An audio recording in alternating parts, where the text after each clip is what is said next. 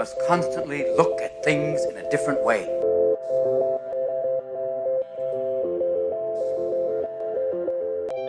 The Healthcare Education Transformation Podcast was created by two physical therapists out of the desire to learn more about the different educational roles in physical therapy and healthcare, and how healthcare education works by talking with educational leaders and people with different perspectives within physical therapy and across interdisciplinary lines on how education can be improved to disrupt the status quo of healthcare education. This is our journey, and thanks for listening. Are you a third-year physical therapy student that excels on tests when you have study guides, checklists, and deadlines?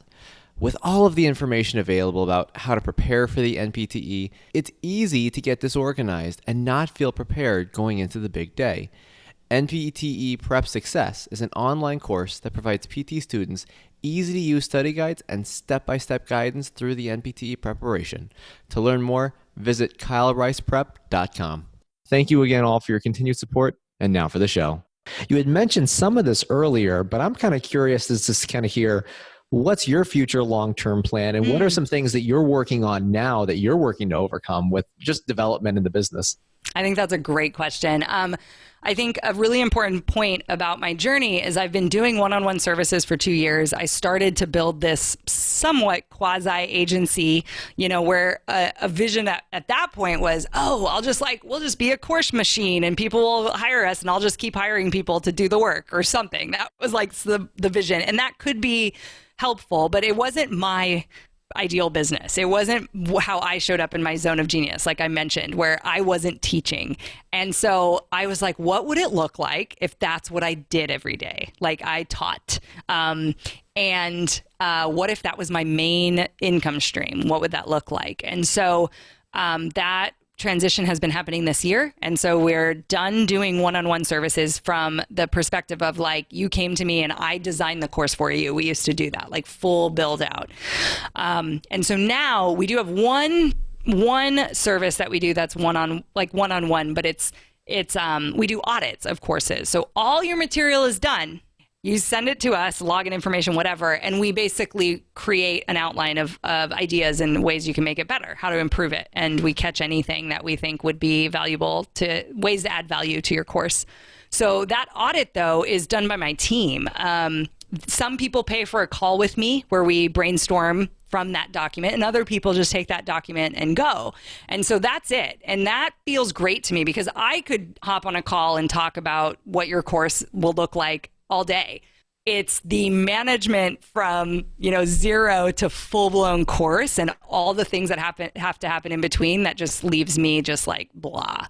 And so we got rid of it. And it was scary because it was the main income stream for me. And you're not sure, just like all my students talk about, I'm not sure if anyone's going to want my thing. But I do feel like I have this really revolutionary way of creating courses online. As an ex-professor, people are kind of like, oh, well, I never thought about it like that. So, my background lends to this different angle in how people are teaching online right now. So, the future of my business and where we're at right now is we are in the process of launching a masterclass funnel, which will consistently sell my course product while I'm sleeping and all of that, which I used to think was the grossest way to sell online ever. And I actually decided that it would be smart for me to reflip that model and actually show people what it's like to continuously welcome in new students and be able to take care of them. So you come in and you're 2 days into the class and then there's Bobby who's like 3 months in. Can I still teach all of them and show up for them and support them? And yes, you can. And that's something that I think is in this industry not done well yet. So can you have thousands of students that can be taken care of? What does that look like?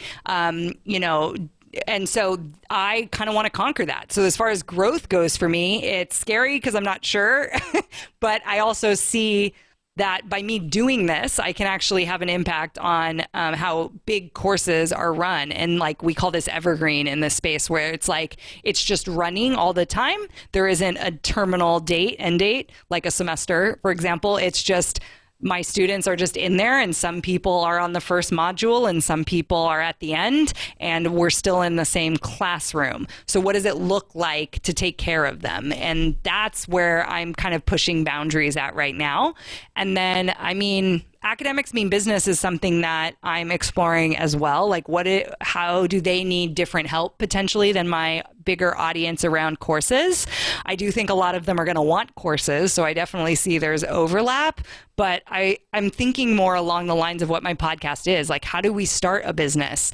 How could I help PhD students or adjuncts, like part-timers who are maybe struggling financially or are at that stage where they're making that decision? Like, could I help them? And so I'm in those early stages of thinking about that, but also unattached to the outcome and recognizing that this journey is actually part of that, I think, to be able to help them. So I do have a small membership site right now that's kind of in beta mode, and we're playing around with these ideas. Like, what do academics who are working right now and doing their side gig, what do they need support around? And so that will be relaunching next year. We haven't set a date or anything, but that's something I'm working on with academics as well. Very cool. Very Yeah, cool. And to be thanks. frank, by the time this is probably published, because we have so much content to put out, it honestly might be out by that time. Oh, cool. Well, that would be awesome. We'll link below. Yeah. Because I haven't tell you this, but we have like 40 episodes. Like good for you guys. If we quit doing any live interviews today and we release one a week, we would be able to last until the end of June. That's amazing. Good for you. I mean, it's been a lot. It's been No in some shame ways. in that. No, in some ways it was good. In some ways it was like, why did we do this? But but in the end, it all worked out good. But have you guys thought about releasing multiple a week? We have, but I think we have to really finalize our system on how we get that a little bit. So I don't think we're ready for that model to make sure it's sustainable. Yeah, for sure. Yeah, I just don't think we're there yet. We're getting there though. Yeah, it does wonders for downloads. I know, right? Doing that. Yeah. It's maybe even doing like 15-minute episodes and stuff too. Yeah, that's something we want to get into too, because honestly, we had a conference that was in October that was where a lot of our audience was. So we wanted to put out some of these bigger names beforehand to kind of foreshadow and then have a big name at the conference, like during the weekend. So when people would find out about it, they could just look up our latest download. Yeah, right. They'd see our first download and be like, oh, you have that person on? Oh, interesting. But then I realized then too, like after I kind of went down to one a week, I mean, we didn't have a drastic lower downloads, but you're like, oh, that's definitely lower. Yeah. But I mean, I guess I can't be so surprised because I went from 2 a week to 1 a week. So, I mean, I guess it kind of makes sense for that. Totally. And that's something we've kind of looked at too, is like now we want to do 1 a week with a guest, but now what we want to start doing is 1 a week with us. Solo. Yep. Yeah. Doing some avenue, something that's different, like something that each of the hosts can do, because we all have a unique skill set. We all have different perspective, which is super valuable. So now it's a matter of getting ourselves more out there and starting to contribute. And that's, I'll be honest, for me, that's kind of scary. It is. I hear you. But it's one of those, like, I've done this with the start of podcasting. It was scary initially. I listened back to our first episodes. I'm like, oh my gosh, how could I sound like that? Like, I actually released this? Like, oh my gosh. But, right. And I'm like, oh man. But now it's like, okay, it worked. You can do it with your eyes closed, really. Yeah. Well, I feel like I can do it better. I definitely can't say that. But definitely, I mean, there's definitely still stuff I can improve on. And that's stuff we all push each other for.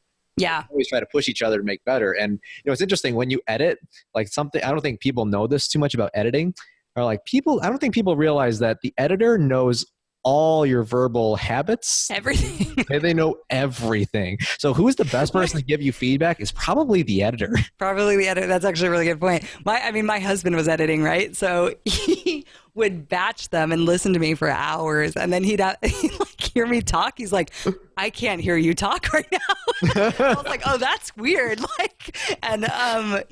it's funny because I couldn't even imagine, like, he knows, like, idiosyncrasies about, like, the guests and, like, things I've said. And I'm like, because people ask me, do I listen back to my podcast? Sometimes, but I'm not a big podcast listener right now. I haven't really carved space for myself. I don't commute, which is when I used to listen to a ton.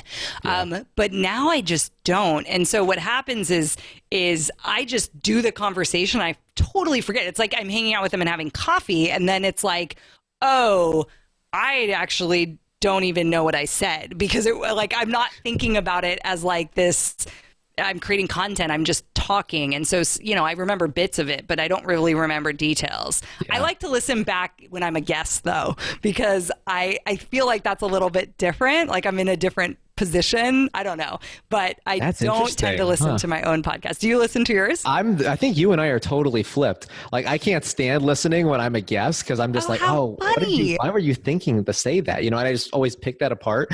But I can listen to the other ones better. And I think part of it is because I can control it with the editing too. So I don't know. I can't think that's and all the of questions, right? You're in charge. Right. You're like leading. Right. It. Yeah. I mean, seriously, I do think that's a big part of it. So that's interesting how we're so different on that. But I see it from your point of view though. Yeah. I think that's really interesting. And I realized I probably should have asked this a while back. So say, for example, I know we've been talking a lot about people that within academia, and they kind of want to test the waters and kind of get into the next avenue, whether that be business or whatever their other avenue drives them to make another income or whatever they want to do. But let's back up and hit a different crowd here for a second. Okay. So let's say that, we got someone who's wanting to go into education. So they want to pursue something within academia. Obviously we were kind of talking in the pre-show about how there are differences between local colleges, but then also certain universities. What would you say overall, just to kind of give our listeners kind of those maybe potential educators some context, what are some of the pros and cons with each kind of those settings there to kind of help them make the best decision? Oh, about going in to be a teacher or professor at those levels? Yes. Yeah. So to me, I would think about your level of research, like how much you enjoy doing research and making that a part of your job. As you're studying right now, like, do you love that angle of that work of being an academic? So the research, I think, is important to consider, because if you're at an R1 institution, it's obviously almost the central piece. And so I think, and that comes with a lot of prestige, and that's also a driver for some people. And, I've had a lot of guests who work with academics about how to get those, jobs, or how to be how to write regularly, because it is tough. It is tough to manage that. And then, getting grants and all that stuff. So it's just a different ballgame at those levels. And at the state school, I mean, research is also still very important. And so it does take up a chunk of your time. At the community college is where things do start to shift. And that's where I knew I wanted to be. I actually have a master's in sociology. So that's what allows me to teach sociology at the community college level. I actually don't have a PhD in sociology. I learned that I wanted to teach at the community college level when I was getting my master's, actually. I didn't even know that was an option. And when I heard about it, I was like, oh, this is really cool. And it's really what I like about teaching at the community college is it's a range of abilities and ages and backgrounds, because it's an open institution, because, on paper, they accept anyone. It doesn't matter. You don't have to get in. So it, to me, is a very, it's probably one of the most important democratic, arms of our society. Is like, if we believe that education empowers people and moves them up in society, then it should be available to people. So I was really moved by that. And so my dissertation is actually written about teaching specifically at the community college and in the classroom there. But yeah, if you're really into teaching and you love your discipline in a way that is like, I love passing on this to my students, then the community college, it can't be overlooked from that perspective, if that's what gives you life and it's not the research part. But the research part is optional. There were colleagues I had that definitely were publishing, and I probably would have if I went through later. I mean, I again was only tenure track for just under 2 years, or just about 2 years. So who knows what I would have done not in my early stage career. But for me, it was getting really organized and in place in my institution. So I was really focused on serving and being on committees and, how could I be a better teacher kind of stuff. But it's a great system to be a part of. And California is like one of the better ones in the state, or in the country. And so I was proud of that. And there's some really great educators in the California system. So, I personally think it's a great gig. It probably doesn't pay as well at some levels. I mean, I know women don't tend to get paid as high as men in some of the higher institutions, but at the community college, we're on salary schedules. So, it's not because of how big your research is how much they're paying to have this like famous academic at their school. It's not like that. It is a scaled salary. It is similar to high school. Like when you think about it from the union perspective, we have pretty strong unions as well. And we're similar to K through 12 from the union perspective, but obviously a little bit different since we're community colleges and the way our budgets work and stuff like that. So, comparatively, I always found that the community college just was a great place to be. I felt like we had less of some of the stresses that I felt that some of the academics had at the state and university levels, at least from my perspective. So that the pros, I think, far outweigh the cons. You don't get as much prestige. It's like, it's a community college. It's usually a stepping stone for a lot of students. So they're like, oh, the community college, like, oh, I'm here because I can't wait to get into Berkeley or right. And so, but what's interesting about that is like the population that you're serving. And so it's really cool to get students to see them start to think about their education in a different way and to really like grow up there.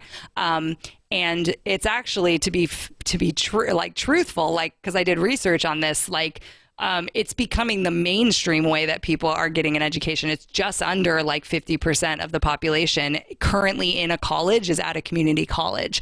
And the recession has a big part to that and the rising costs. So it's such a great place for people to get a really good education and save some money before deciding what 4-year to get the terminal degree at. And so I think that that's a really important position for us. And it does mean that some of the students there are like trying to figure things out, but that also means you can really serve them in a different way. Sometimes at the college level, like some of the downsides, I mean, I was a TA at San Diego State. A lot of them are there and they're just like, oh, I'm here to party. I'm like, I got into San Diego State and I'm like 19 and like, this is what I'm supposed to do. And there's an error, like obviously of entitlement and privilege tied into that, like being at a state school and living in the dorms and all of that. And I did the same experience and I loved it. So I'm not saying that it's not, an amazing experience as well, but that does translate differently in the classroom setting, about who's in those chairs and why they're there and like what their goals are and what they're dealing with at home, or like what their other reality looks like outside of your classroom, which is so important for a teacher to know. So community college, like people have multiple jobs, they have families, they're coming back to school after being gone for 30 years. I mean, there's so many different which I just loved. It created such a beautiful, diverse experience. And teaching sociology, of course, it's such a central piece to what I taught. So I just ate it up. I loved it. That's interesting. Yes, I think that's a really powerful message for all potential educators to hear, is because, I think that when we tend to think of academia, we tend to think of that strict research-based, it's just that. And I think you bring a good point that there's definitely other avenues and there's good things that you can do apart from that. So I think, like you said, kind of knowing yourself and kind of seeing these are the pros and cons with each, which one resonates with you the best, and then tiptoe in and see what you'll think. Yeah, definitely. Yeah. I mean, quick advice on like getting a job at the community college. They care a lot about your teaching background. So, not that they don't at the state school or, the university level, they want to see experience. So if you haven't been in a classroom or you're not TAing or you're not like actively pursuing like that they're going to question that, because it's like, that's what they care about is teaching. And so it's really important to really put in that that's basically what they value. And that's important to know. Yeah. That's a really good point. No, I think that's a really good point. I don't think that's one we formally have heard yet. So I love that when I always hear something new on here. I love it. So Lindsay, I got to admit, this has been a really good chat. I think like my Yay. mind has been blown at least 5 times, but good. Well, that's all I can do. Yeah, right. But that was the max. That was my goal. So that was your max, awesome. Just 5. And you somehow just managed to read my mind exactly. Weird, right? I know, right? But we normally ask one final question to every single guest, and it's kind of our big cheese finale question. And, I'm curious just because you're someone who's outside the healthcare education realm. So the question is, if you could change one aspect of higher education, which aspect would you change and how would you change it? Oh, I have so many. I haven't thought about this in a long time. I have like a really good answer for this. I feel like. Wait for it. Drum roll. Oh, this is maybe an easy question, but if I could do this, it would just be like, that would be the best thing ever. Probably lots of people have said it, but it should be free, like hands down.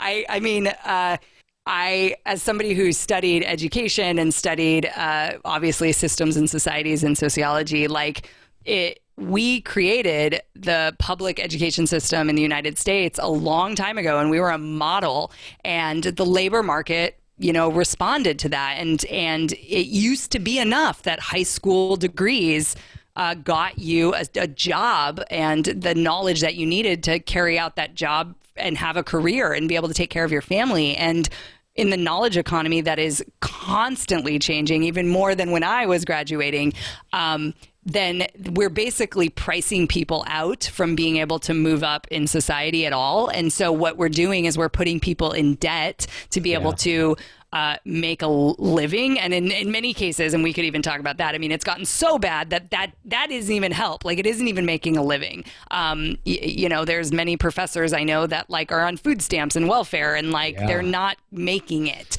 So if there's a fundamental problem when you can't even educate your population to be able to get decent jobs. And so the standard of living, the cost of living has gone up so much that unfortunately our education is not meeting it. And it's all about loans or, obviously what economic privilege you might come back from. Those are the people who get to benefit from this. And so it should be free. We're at a point where we should be we should be funding this, and people should not have to go into debt to get those 4 years. And going past that is a different scenario. But if we, really believe that college puts people at the level of skills that they need to be able to be a competitive employee in a laborer in the market, then it shouldn't cost for them to be able to attain that. Not right now. And that level of salary and living, unfortunately, just isn't meeting what it takes to live here. So that's a fundamental problem. And yeah, I mean, there are countries that do it and they're doing it well. And there are states that are starting to make community college and cities that are starting to make community college free. And so we can subsidize it 1,000%. And so we should. Yeah. No, and I think it's interesting because honestly, this answer is by far the number one most common. I bet. Cost.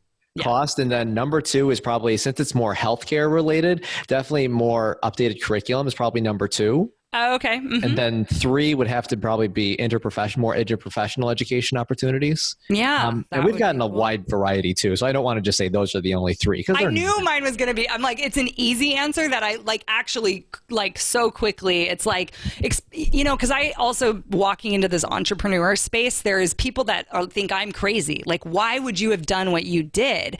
And I went into 6 figures of debt in this process, which I didn't talk about.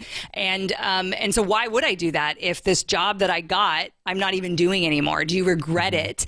And it's it's not the education itself, and it's not the actual terminal degree either. And in fact, it actually devalues what PhDs and doctoral students and people who have advanced degrees and trainings, it devalues the work that we chose to do. So part of me is it's not college that's the problem. It's not knowledge itself. Yes, there's some ways that we're teaching it can be a little archaic, and it might not be as open to creative, and ways that maybe stimulate our kids if we get into that.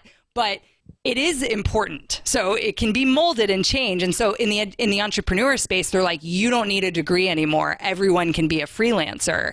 And I'm this really important bridge that's let's pause for a second. Like, not everyone wants to just become an Instagram influencer. Like, some people like want to do like, some of the works that their parents did, and that's okay. And so I'm in this space where I'm constantly defending college education, and just reframing and being like, cost aside, it is important what happens there. It really is. And so we can change it a little bit. We can like adjust it, but like, don't conflate that as being take it and throw it completely away. Right. Don't throw the baby out with the bathwater. Exactly. Yeah. That's a good point. Yeah. Well, Lindsay, this has been awesome. And I know there's probably a lot of people that are listening to this episode and they're like, I got to check out this podcast. I got to check out. Please do. I got to check out Lindsay. So if our listeners are out there, where can they kind of look in to find out more about you or about your podcast and kind of what you do? Yeah, I think I hang out a lot on Instagram right now. If you want to get to know me personally, you're like, who's this lady? How's she running her business? Instagram stories has been fun, just behind the scenes stuff. Like, I just like building relationships there. So that's like the behind the scenes. I have a Facebook page. I'm pretty active on Facebook. And Academics Mean Business, as of right now, comes out of Dr. Lindsay Padilla, like the business page. And so I do both course creation and podcast posting and stuff around that. So, and the Academic Mean Business podcast, if this is interesting and, you're like, you totally resonate and like, that's me. We do have a Facebook community as well around the podcast. And I'm starting to do some revamping of content for that around having meetups and coffee chats, just because we like talking about things weird. So, so we're starting to do a lot more of that. I do at least a monthly coffee chat, and I want to start bringing guests in there and that kind of thing to just really build community, because I think we are stronger with our knowledge together. And so I would say that would be a fun place to hang out too and get to know other people that might be thinking similar things as you. Yeah, I love it. And if you guys are curious, just go ahead and scroll down the show notes. The link to all that stuff will be there, so you guys can check it out. Awesome. But again, Lindsay, thanks so much for coming on and for all that you do. It's been a pleasure. Thanks. It's been a pleasure. I'm excited. And thank you for all you do as well. Thank you so much for having me on, and for Karen for introducing us. I love it. Access to healthcare is one of the largest issues facing both providers and patients, as millions of people worldwide lack timely and affordable access to healthcare. Anywhere Healthcare, a telehealth platform, is a simple, low-cost option for providers and patients that eliminates the barriers to access to all kinds of healthcare. To find out more, check out anywhere.healthcare, which is available in our show notes. And if you use the code HET in all caps when you email to sign up, you'll save 25% off the total cost. Thank you for attending class today, and we hope that you learned something and gained value from the content. If you'd like to schedule office hours with us, feel free to add us on Twitter at HET Podcast, on Instagram, HET Podcast, on Facebook, the Healthcare Education Transformation Podcast, and the homepage, healthcareeducationtransformationpodcast.com. And for those of you following along in the syllabus, extra credit can be obtained by liking us, sharing us, and leaving a review. Let's continue our journey up Mount Educational Success as lifelong learners.